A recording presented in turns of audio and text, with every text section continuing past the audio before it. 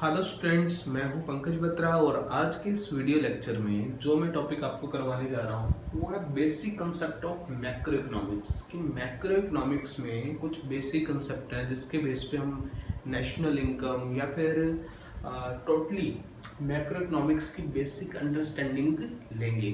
तो इन्हीं टॉपिक या इन्हीं बेसिक कंसेप्ट के बेस पर आगे वाले जो हम चैप्टर करने वाले हैं उनमें क्लैरिटी आती है। तो सामने ध्यान देंगे हम सभी कि कुछ बेसिक कंसेप्ट बताने जा रहा हूँ मैक्रो इकोनॉमिक्स के लिए, जो आपको नेशनल इनकम को सॉल्व करने में काफ़ी ज़्यादा हेल्पफुल होंगे और हमारे जो सब्जेक्ट अंडरस्टैंडिंग है उसको काफ़ी ज़्यादा बढ़ा देंगे। क्लियर? तो सबसे मेन जो चीज़ डिस्कस होती है वो होती है गुड्स के बारे में कि सर फाइनल गुड्स और इंटरमीडिएट गुड्स होते क्या हैं। सिंपल सी बात है, हम जब भी नेशनल इनकम को कैलकुलेट करेंगे तो हम कौन से गुड को लेकर चलेंगे। क्लियर? तो वहाँ पर बेसिक क्वेश्चन आता है। तो सिंपल सी बात है, फाइनल गुड ही इन्वॉल्व होने वाला है, क्योंकि सिंपल सी बात जो सीखने की है कि इंटरमीडिएट गुड की जो वैल्यू होती है वो कहीं ना कहीं फाइनल गुड के अंदर इन्वॉल्व होती है ना। मान लीजिए ये मार्कर है, इसका जो भी फाइनल प्राइस है, क्लियर, वो इंडिकेट करेगा इसकी फाइनल गुड को। हम सिंपल सी बात है, हम इसके प्राइस को लेकर चलेंगे अगर हम इसको फाइनल गुड लेकर चल रहे हैं। क्लियर? लेकिन इस चीज को बनाने के लिए जो मटेरियल लगा है वो इसका क्या है, इंटरमीडिएट गुड है। तो क्लियर अंडरस्टैंडिंग इन दोनों टॉपिक की लेकर चलेंगे, जिससे हम ये चीज सीख पाएंगे कि फाइनल गुड इन्वॉल्व करते हैं तो क्यों करते हैं और इंटरमीडिएट क्यों नहीं करते। तो एक बेसिक रीजन अपने सामने आ गया क्या, कि इंटरमीडिएट गुड की जो वैल्यू होती है वो कहीं ना कहीं फाइनल गुड की, मतलब इस गुड की जो अगर फाइनल प्राइस है उसमें इस पे लगने वाला इंटरमीडिएट गुड वो भी तो इन्वॉल्व होगा ना। तो सिंपल सी बात है, सबसे पहले हम इनका बेसिक मीनिंग सीखते हैं कि ये कंसेप्ट है क्या, बाद में इन चीजों को यूटिलाइज या यूज कैसे करना है वो आप कमिंग लेक्चर्स में सीख लेंगे। क्लियर? तो सबसे पहले मेरे पास है फाइनल गुड। तो फाइनल गुड होता क्या है, तो कुछ बातें हैं जो उनसे हमने कुछ पॉइंट निकाले, उन पॉइंट के बेस पर आप लोग डिक्लेयर कर सकते हो कि ये चीज फाइनल है या नहीं। Cross the boundary line of production, एक ऐसा गुड जिसने अपनी boundary line of production clear कर ली है, इट मींस बनकर रेडी हो गया। क्लियर? ये पहला फीचर देखने को मिलेगा कि एक तो सर ये जो चीज है बनकर रेडी हो चुकी है। Clear? No value addition is pending, उसके अंदर कोई भी 1 रुपया भी ऐड करना बाकी नहीं रहा। इट मींस कस्टमर वाले रेट पर पहुंच गई ये चीज। इट मींस कस्टमर को जो रेट मिलती है ना, जैसे इसका रेट अगर 20 रुपए है तो 20 रुपए तक के रेट पर पहुंच गई, किसी रिसेलर के पास नहीं पड़ी। मान लीजिए कोई इसे दोबारा बेचता है, यानी कि रिटेलर चीजों को दोबारा बेचते होते हैं, ठीक है, तो वो इसमें अपना प्रॉफिट यानी कि वैल्यू को ऐड करते हैं ना, तो इट मींस वो चीज पेंडिंग नहीं बची है। It means no value addition is pending, उसमें कोई भी रुपया और ऐड करना बाकी नहीं है। इट मींस एक और बात, फर्स्ट फीचर, सेकंड और थर्ड जो देखने को मिलेगा, ready for use by final user, कि फाइनल यूजर जो इसको यूज करेगा ना, फाइनल यूजर उसके लिए यूज करने के लिए ये चीज क्या हो चुकी है, रेडी हो चुकी है। ठीक है, ये बात तीसरी बात हमें देखने को मिलेगी। और फाइनल यूजर होते कौन से हैं, एक मेन बात यहाँ पर आती है, सर ये वाले 3 फीचर तो आपने बता दी किसके, फाइनल गुड के। फाइनल गुड क्या होता है, एक तो प्रोडक्शन लाइन ऑफ जो बाउंड्री होती है उसको क्लियर कर चुका होता है, उसके अंदर कोई भी वैल्यू पेंडिंग नहीं है, मतलब कि कुछ भी वैल्यू ऐड करना पेंडिंग नहीं है। Ready for use by the final user, और फाइनल यूजर इसको यूज करने के लिए वो जो चीज है वो रेडी हो चुकी है। क्लियर? फाइनल यूजर कौन हो सकता है, या तो कंज्यूमर हो सकता है या प्रोड्यूसर हो सकता है। मान लीजिए कोई गुड है, वो कंज्यूमर भी खरीद सकता है और कोई प्रोड्यूसर भी खरीद सकता है। वॉशिंग मशीन का एग्जांपल ले लेते हैं। वॉशिंग मशीन हम लोग अपने घरों में लेकर आते हैं, तो हम कंजम्पशन पर्पस में लगाते हैं, तो हम अपने आप को कंज्यूमर कहते हैं क्योंकि घरों में चीजें कंज्यूम होगी। वही वाली वॉशिंग मशीन एक प्रोड्यूसर भी ले सकता है। प्रोड्यूसर कैसे, मान लीजिए जो उसे इन्वेस्टमेंट पर्पस में यूज करेगा, लाइक उस मशीन को लाएगा और उससे बिजनेस करेगा। इट मींस लोगों के कपड़े धोकर देगा, इट मींस लॉन्ड्री पर्पस में यूज कर रहा है। इट मींस वहां पर भी यूज तो हुई ना, फाइनल यूजर तो वो भी है, लेकिन उसका जो यूज है वो प्रोडक्शन पर्पस में है। लेकिन उधर हम क्या कहेंगे, उसका तो इन्वेस्टमेंट एक्सपेंस है और इसका कंजम्पशन एक्सपेंस है। क्लियर? तो फाइनल यूजर कंज्यूमर भी हो सकता है, प्रोड्यूसर भी हो सकता है, और उसी के बेस पे आप बता सकते हैं कि फाइनल कंज्यूमर गुड है या फाइनल प्रोड्यूसर गुड है। हमने तो ओवरऑल फाइनल फाइंड करना होता है, तो फाइनल चाहे कंज्यूमर आए चाहे प्रोड्यूसर आए, उनकी वैल्यू हम लोग लेकर चलते हैं, इन्वॉल्व करते होते हैं। क्लियर? यानी कि फाइनल गुड की जो वैल्यू होती है नेशनल इनकम में जब हम कैलकुलेट करते हैं, नेशनल करें डोमेस्टिक करें, उन चीजों में इंक्लूड करते होते हैं। क्लियर? तो इसी तरह है इंटरमीडिएट गुड्स। तो इंटरमीडिएट गुड्स क्या करेंगे, फाइनल गुड के जो फीचर है उनको आप पॉज करेंगे। तो सिंपल सी बात है कि ये गुड्स कौन से होते हैं, with in boundary line of production, ये प्रोडक्शन बाउंड्री को क्रॉस नहीं करा है इन्होंने, मतलब कि अभी बनने बाकी हैं। Value is still to be added, अगर बन चुका है गुड तो कहीं ना कहीं किसी रीसेलर या रिटेलर के पास पड़ा है या ट्रेडर के पास पड़ा है, क्योंकि इसके अंदर अभी भी वैल्यू ऐड होनी पेंडिंग है। क्लियर? यहाँ पर वैल्यू ऐड होनी कोई भी पेंडिंग नहीं थी, यहाँ पेंडिंग है। Clear? Not ready for the use by final user, simple सी बात है, फाइनल यूजर के लिए भी ये रेडी नहीं हुए हैं यूज होने के लिए। क्लियर? तो इंटरमीडिएट गुड होते कौन से हैं, तो इसका एक एग्जांपल ये हुआ लाइक कोल, फ्यूल, ऑयल, रॉ मटेरियल, क्योंकि ये ज्यादातर एक फर्म यूज करती है फर्दर प्रोडक्शन के लिए, है ना। रॉ मटेरियल हो गया, कोल हो गया, फ्यूल हो गया, तो ये सभी के सभी कहाँ के किस कैटेगरी में आते हैं, इंटरमीडिएट गुड्स कैटेगरी में आ जाते हैं। क्लियर?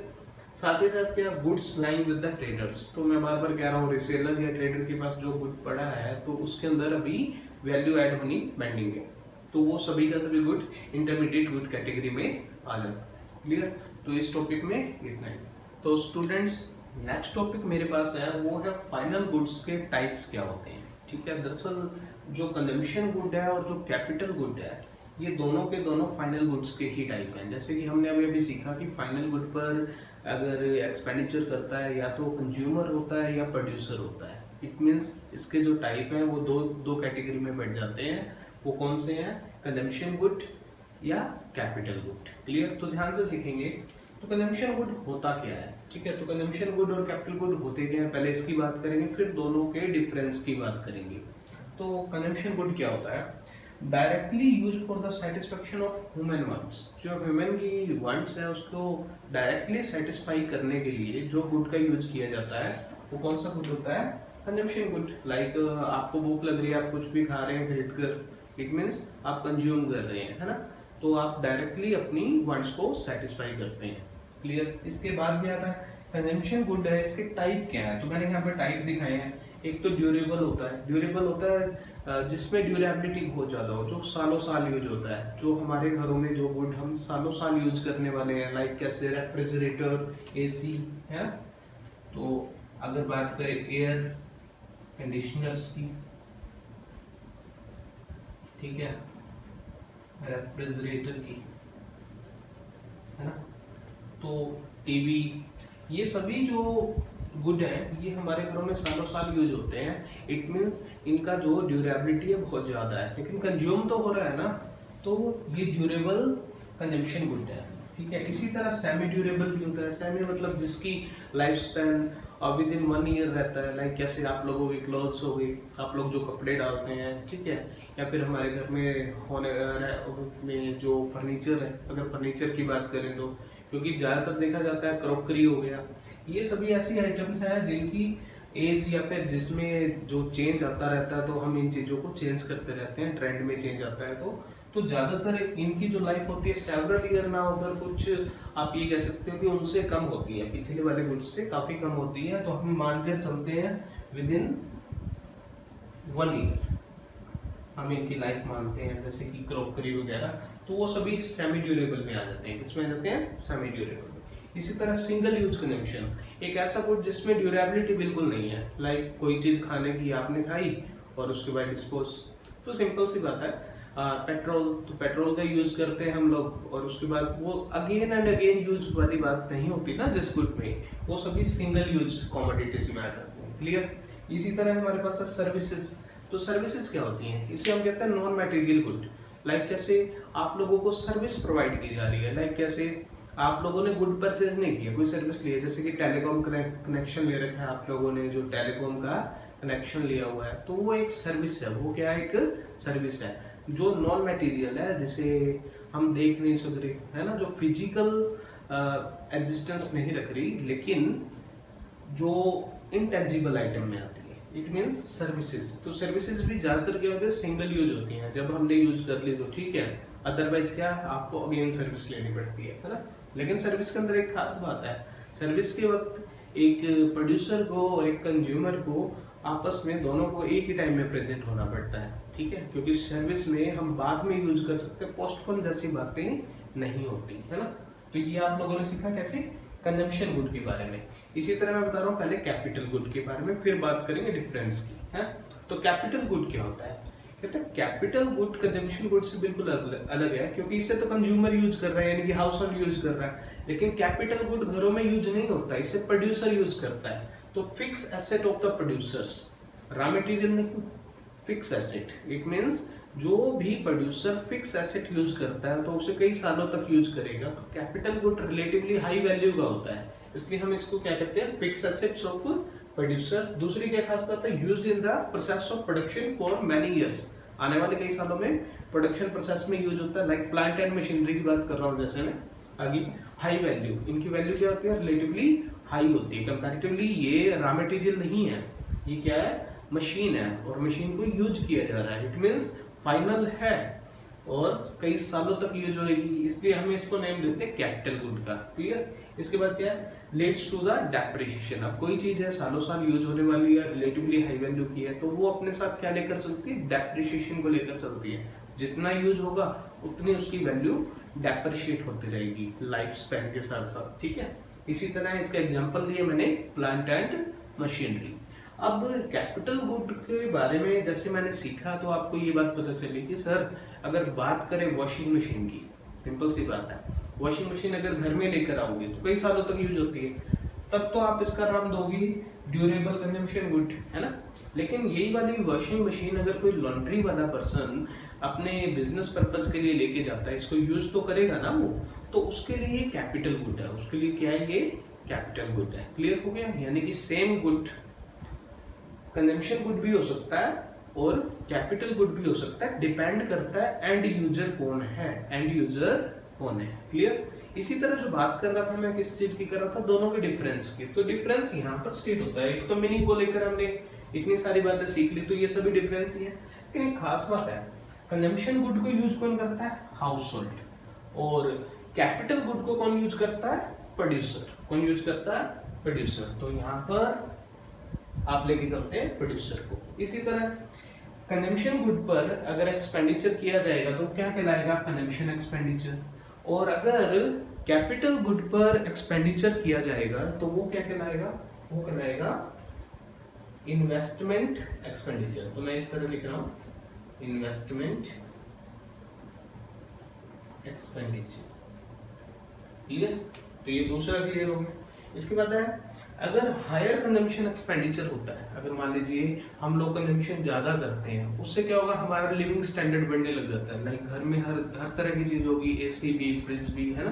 तो हायर कंजम्पशन एक्सपेंडिचर किसी भी इकोनॉमी में हायर वेलफेयर को दिखाता है, हायर वेलफेयर को। ज्यादा खर्चा करोगे तो ज्यादा वेलफेयर होगा। वेलफेयर का मतलब यहाँ पर है लिविंग स्टैंडर्ड राइज हो जाने से, मतलब कि ज्यादा खर्चा करने से आप लोगों के घर में उन चीजों की भी अवेलेबिलिटी हो जाएगी जो नेशन प्रोवाइड करना चाहता है, या फिर हम लोग अपनी लाइफ को इजी करने के लिए यूज करना चाहते हैं। तो हायर कंजम्पशन एक्सपेंडिचर लीड्स करता है हायर वेलफेयर को। इसका मतलब क्या है, लिविंग स्टैंडर्ड्स में राइज होना, लिविंग स्टैंडर्ड्स में राइज होना। सेम इसी तरह अगर हायर इन्वेस्टमेंट एक्सपेंडिचर हायर हो जाए, क्या हो जाए, हायर हो जाए, तो इससे क्या होगा, अपने नेशन में जो प्रोडक्शन कैपेसिटी है, प्रोडक्शन कैपेसिटी यानी कि चीजों का बनना, उसकी जो कैपेसिटी है वो बढ़ेगी या कम होगी, सिंपल सी बात है। इन्वेस्टमेंट अगर ज्यादा करोगे तो प्रोडक्शन की कैपेसिटी भी क्या हो जाएगी, इंक्रीज हो जाएगी। क्या हो जाएगी, इंक्रीज हो जाएगी। जिससे क्या होगा, अपने नेशन का जो जीडीपी है, जो ग्रॉस डोमेस्टिक प्रोडक्ट कहते हैं इसको, वो भी क्या हो जाता है, इंक्रीज हो जाता है। क्लियर। तो यहाँ पर ये डिफरेंस क्लियर होता है। तो आज का टॉपिक में इतना ही। Thank you.